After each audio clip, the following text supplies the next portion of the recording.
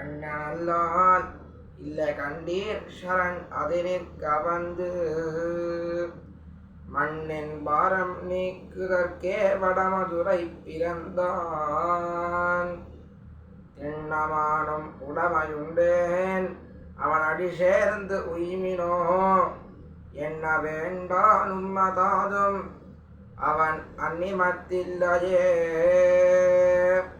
யாயா விருத்திர் மனசி மனசா ஜாயதாம் சம்பதிஸ்தே யோயோ ஜல்பஸ் சபவதி விபோ நாம சங்கீர்த்தனம் தே. யாயா ஜேஷ்டா வபுஷி பகவன் சா பவேத் பந்தனம் தே சர்வம் பூயாத் வரவரமுனி सम्यकाराधनं ते. श्रीवत्सदिह्नमिश्रेभ्यो नमोक्तिमरीमहे यदुक्तयस्त्रयी कण्ठे जान्ति मङ्गलसूत्रदाम्. श्रीपराशरभट्टार्यः श्रीरङ्गेशपुरोहितः श्रीवत्साङ्कसुतश्रीमहान् श्रेयसे मेस्तु भूजसे. भगवान इस संसार मंडल में जीव करने वाले मनुष्यों को शास्त्रार्थ अनुष्ठान करना और उसी मार्ग में चलना है तो भगवान श्रीमन नारायण इस पृथ्वी पर अनेक अवतार लेते थे, लेने हैं और लेने वाले हैं. நம்மாழ்வார் कहते हैं कि என்னென்ன योनियमाय पिरंदाय इमजोर तलेवा. अर्थात हे भगवान आप अनेक अवतार ले लिए हैं. इस अनेक अवतार में हमारे पूर्वाचार्यों ने 10 अवतार को बहुत प्रधान माना था. उस 10 अवतार यानी कि मत्स्यकूर्मवराहश्च नारसिंहश्च वामनः रामो रामश्च रामश्च कृष्णः कल्किस्तथैव च மீனோடாமைக்கேழல் ஹரிகுரலாய் முன்னுமிராமனாய் தானாய் பின்னுமிராமனாய் दामोदरनाय कर्कियाय.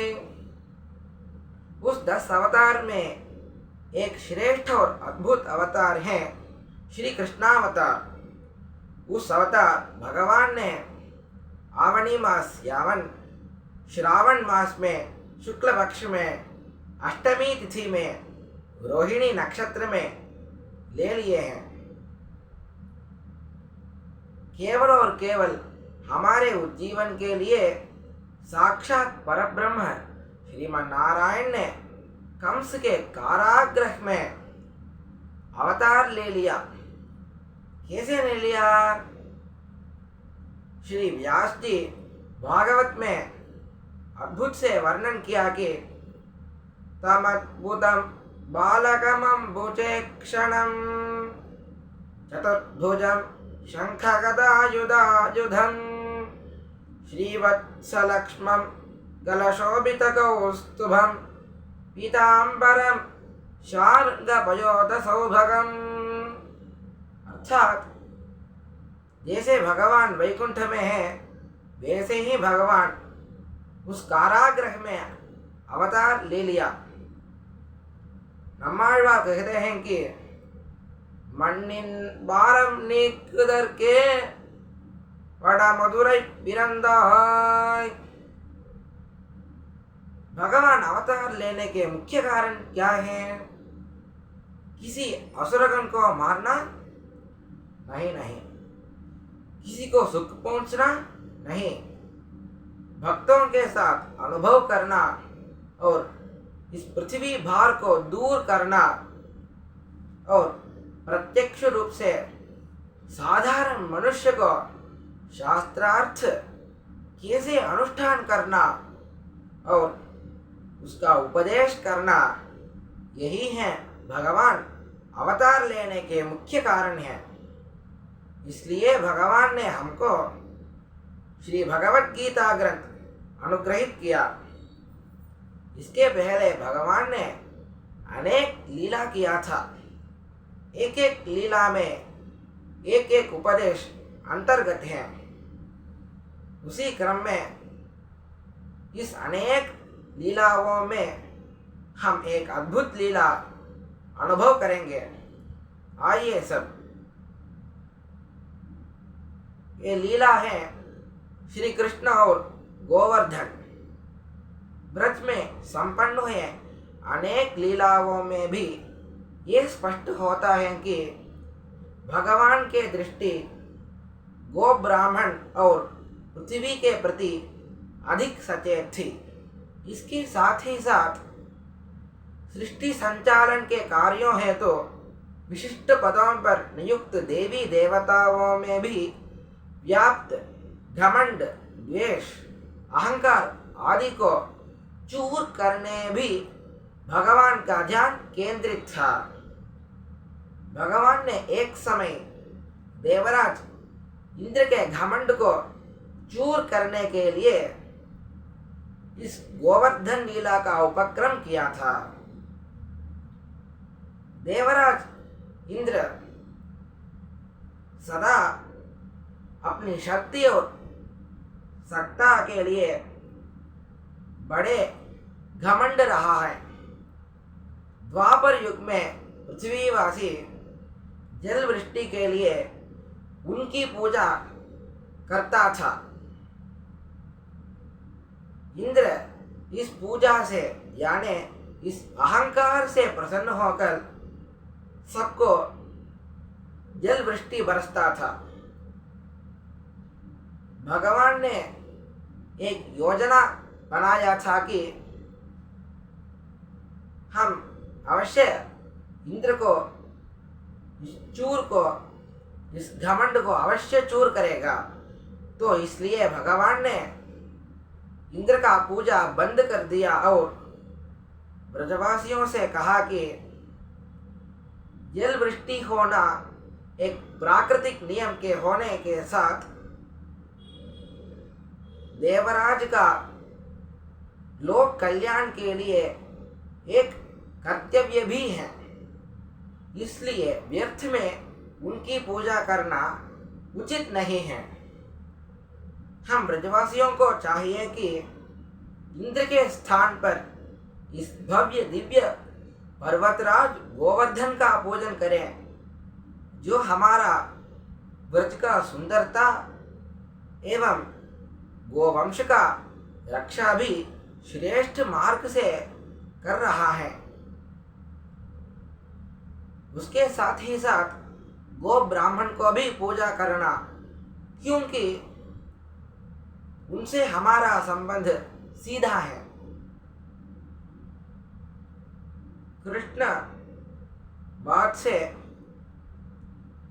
सभी ब्रजवासी सहर्ष स्वीकार किया और उनकी बताई मार्ग से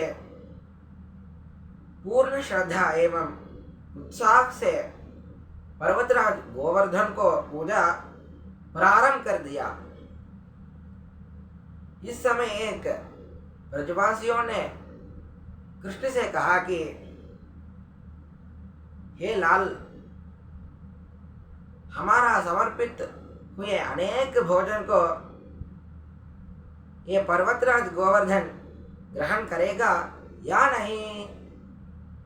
कृष्ण भगवान सबको भावना जानकर कहा कि अभी ब्राह्मण ने वेद मंत्र बोला था, उसको सुनकर ये देवता अवश्य प्रसन्न हो गया और प्रकट होकर हमारा द्वारा समर्पित अनेक पदार्थों का अवश्य ग्रहण करेगा। इसके बाद सभी व्रजवासी देखते ही देखते सभी मिष्ठान, पकोड़ा, खीर, मोहनथाल, अन्न, जल सब पकवान को उस पर्वतराज गोवर्धन ने ग्रहण कर दिया। अब एक ग्वाल बाल ने कृष्ण से पूछा कि हे लाल, ये पर्वतराज गोवर्धन अनेक भोजन को खा दिया तो हम क्या करेगा, हम क्या खाएगा। तो भगवान कहा कि चिंता मत कर, ये देवता जितना खावे वाते अवश्य लौटा देवे। इसके बाद भगवान के संकल्प से उस अनेक पकवान प्रकट हो गया। इस घटना को देखकर इस गोवर्धन पूज से क्रोधित होकर इंद्र कृष्ण सहित व्रज भूमि का नाश के लिए एक बहुत बड़ा आदेश दे दिया। उसकी आदेश अनुसार व्रज में बहुत संकट आया था। वर्षा, भयंकर वर्षा होने लगी, ओले गिरने लगे, सभी व्रजवासियों को संकट आया।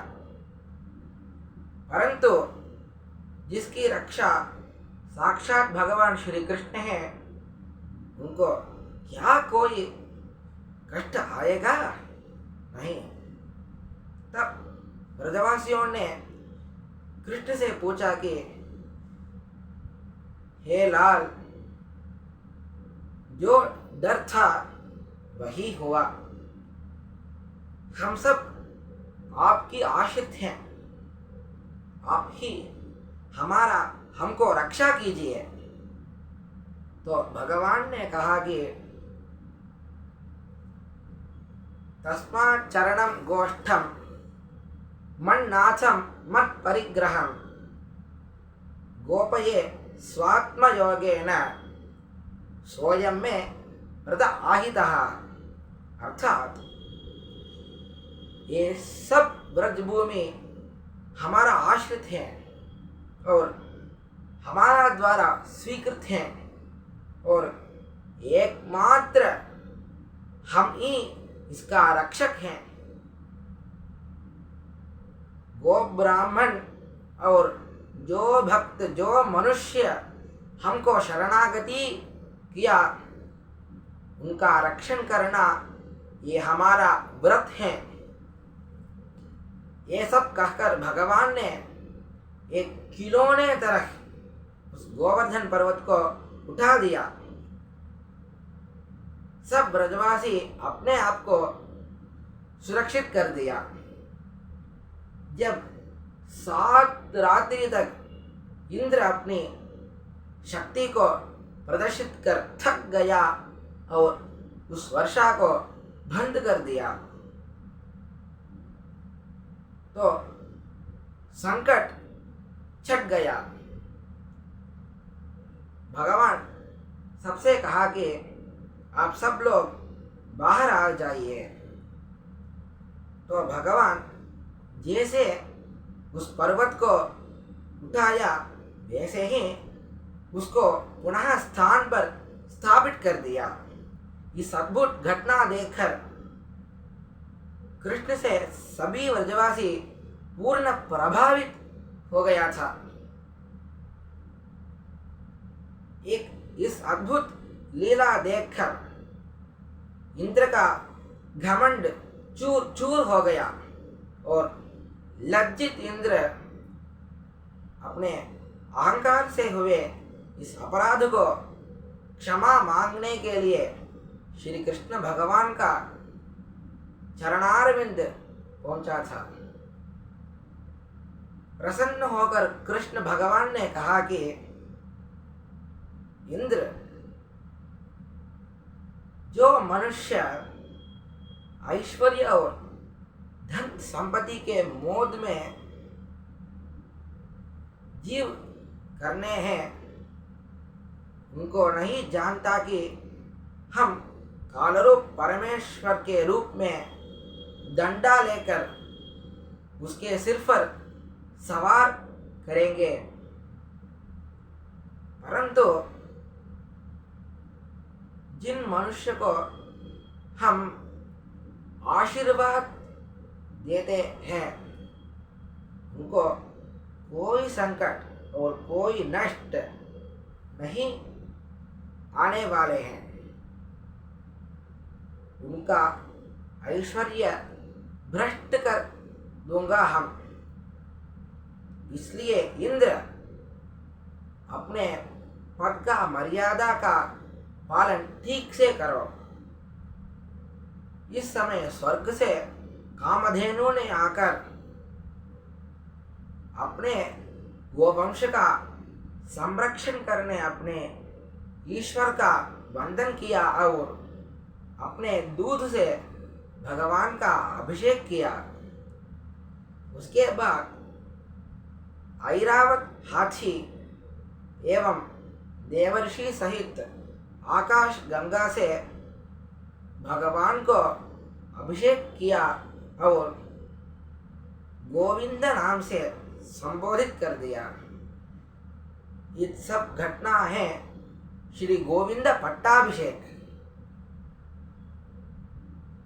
भगवान का नाम सहस्त्र नाम है, परंतु उनका बहुत प्रसन्न नाम है श्री गोविंद नाम। तो हम सदैव गोविंद नाम को जप करना और नाम संकीर्तन करना अति आवश्यक है। तो इसलिए इस पूरे कथा में हमको क्या उपदेश है? उपदेश है हम सदैव अपने अहंकार को